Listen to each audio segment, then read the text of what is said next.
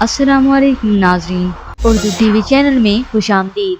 Dramas promo के साथ हम हाजिर हैं।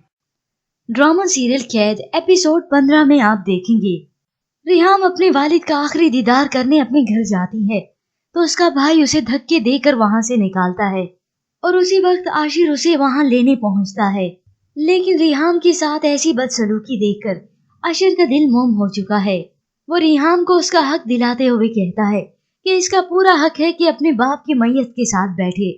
तो उधर आशिर के मामू वावेला करते हैं, जरा आप उसकी जुर्रत देखें, न किसी से पूछा न किसी को बताया और घर से बाहर निकल गई।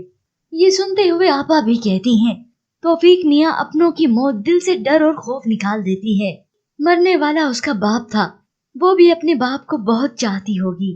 दूसरी जानिब आप देखेंगे रिहाम की वालदा को आशिर का ये रवैया देखकर दिली इत्मीनान पहुंचा है। वो आशिर से कहती हैं, दिल को ये भी सुकून है कि तुम्हारी शक्ल में रिहाम के पास एक मजबूत सहारा है। जवाब में आशिर कहता है, ऐसी कोई उम्मीद ना ही रखें तो बेहतर है।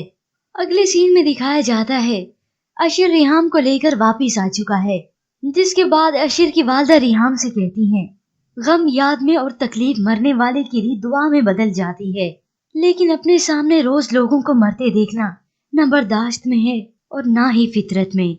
रिहाम हाथ जोड़कर मिन्नत करती है, मुझे इस घर से ना भेजें, जो सजा देनी है दें।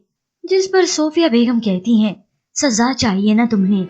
रिहाम तो गुनाहगार ना होते हुए भी गुनाहगार बन चुकी है, वो कसूरवार ना होते हुए भी कसूरवार बन चुकी है। व्यूअर्स, आपको क्या लगता है अब रिहाम की अगली सजा क्या होने वाली है? क्या वो आशिर की फरह से शादी करवा देंगी या फिर रिहाम को तलाक दिलवा देंगी? इसके मुतालिक हमें अपनी राय का इजहार जरूर कीजिएगा। मजीद ड्रामास प्रोमो के लिए आप देखते रहिए उर्दू टीवी।